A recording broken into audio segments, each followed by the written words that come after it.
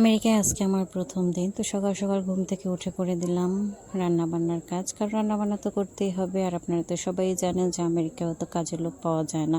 আমি না মাঝে মাঝে চিন্তা করি যে বাংলাদেশে আমি কত ভালো ছিলাম, কতজন লোক আমার পিছনে ছিল। একজন রান্না করে দিত, একজন কাপড় ধুয়ে দিত, একজন ঘর মুছে দিত। এতগুলো কাজের লোক থাকা সত্ত্বেও আমি কেন এই যে আমেরিকার মাটিতে আসলাম, সেই গল্পটাই আজকে আমি আপনাদের সাথে শেয়ার করব। যেহেতু আমি আমার হাজব্যান্ডের চাকরির সূত্রে এখানে অবস্থান করছি, সেহেতু আমাকে তো আসতেই হতো, কারণ আমার হাজব্যান্ড এখানে একা একা ছিল। আর সে আমাদের আনার জন্য অনেক দিন যাবত চেষ্টা করতেছিল। ফাইনালি আমরা সেটা সফল হয়ে যাই, আর আমি আর আমার সন্তান এখানে চলে আসি। তো যাই হোক, পরিবার সহ নিয়ে থাকাটার যে আনন্দ, সেই আনন্দ তো আর দূরে থেকে হয় না। আর স্বামী স্ত্রী এক জায়গায় থাকবে, ভালো থাকবে, সুখে থাকবে, সেটাই তো সবারই কামনা, তাই না? আমরা আমাদের অনেক আত্মীয় স্বজন পিছনে ফেলে এসেছি, যদিও তাদেরকে আমরা সবসময়ের জন্য মিস করি, কিন্তু কিছু করার নেই, জীবনের তাগিদে আমাদের এখানে এসে থাকতে হচ্ছে। হাজব্যান্ড যেহেতু এখানে খুবই ভালো একটা জব করে, তো আমাদের এখানে তেমন একটা প্রবলেম হয় না। ভাইরে ভাই, বিদেশে এসে যে কী ভুলটা করছি সেটা সব সময়ের জন্য চিন্তা করি। কারণ কি জানেন, এখানে যে জিনিসপত্রের এত দাম, আপনি তো কোনো টাটকা জিনিস খাইতেই পারবেন না, সব কিছু ফ্রোজেন করা, সব কিছু ফ্রোজেন করা। আমরা কি করি, বাংলাদেশের মানুষ সবজি কিনে এনে, টাটকা টাটকা সবজি, সেগুলো খাই না, ফ্রোজেন করে তারপরে রেখে দেই, কিছুদিন পরে খাই। দেখা যায় এক সপ্তাহ বাজার করি, তারপরে ফ্রিজে রেখে দিই, সেই বাজারগুলো আমরা কিছুদিন পরে পরে খাই, সপ্তাহভর খাই। আর এখানে আপনি যা কিছু কিনবেন সব কিছুই ফ্রোজেন, সব কিছুই ফ্রোজেন। কত বছরে যে ফ্রোজেন করা তার কোনো ঠিক ঠিকানা নেই, কোনো টাটকা জিনিস আপনি পাবেন না। আর বাংলাদেশের মানুষ শখ করে ফ্রোজেন করে খায়, আর এখানের মানুষ শখ করে টাটকা জিনিস খায়। মানে টাটকা কোনো জিনিসই পাওয়া যায় না। মানে বিদেশের মাটিতে আইসা টাটকা জিনিসের টেস্টেই ভুলে গেছি। আর করার আছে কোন, যে হানে আইসে হেনের পরিবেশ মতো তো চলতে হবে, তাই না?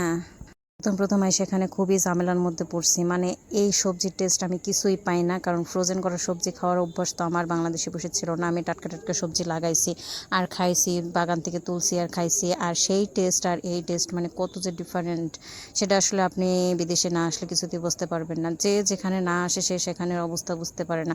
তো যাই হোক, এখানে থাকতে থাকতেও আমার অভ্যাস হয়ে যাবে, আর কিছু করার নাই। যেখানে আসছি সেখানে তো মানিয়ে নিতে হবে পরিবেশ পরিস্থিতির কারণে। জীবন ভাগ্য যেখানে এসে দাঁড় করিয়েছে সেখানে তো আমাদের থাকতেই হবে। যেহেতু আমার হাজব্যান্ড এখানে অনেক আগে থেকেই থাকে, তাই তার আর খাবার দাবার এতটা সমস্যা হয় না।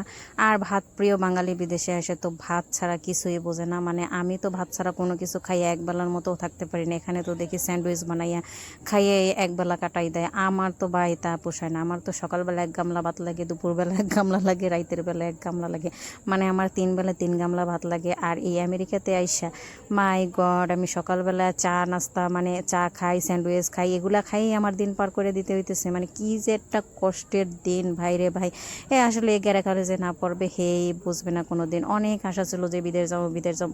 বিদেশ আইসে এখন বুঝতে আছি যে ভাই বিদেশ কি জিনিস, বিদেশ কি জিনিস। ভাই আপনারা যারা দেশে আছেন, টাটকা টাটকা শাকসবজি খাইতে আছেন, কম দামে জিনিসপত্র পাইতে আছেন, তারা আসলে সুক্রিয়া করেন, সুক্রিয়া করেন। হাজার গুণে আপনারা অনেক অনেক ভালো আছেন।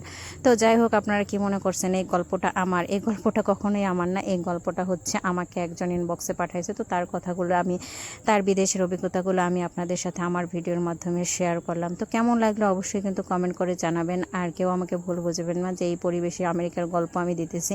আসলে অনেকেই রিকোয়েস্ট করে তাদের জীবনের গল্প আমাকে বলার জন্য, কিন্তু তেমন একটা সময় আমার হয়ে ওঠে না। আর আমিও তো যেহেতু প্রফেশনালভাবে অতটা ভিডিও মেক করি না, তো যেটা পারি টুকটাক করে আপনাদের সাথে শেয়ার করার চেষ্টা করি। তো সবাই ভালো থাকবেন, দেখা হবে নতুন ভিডিওতে।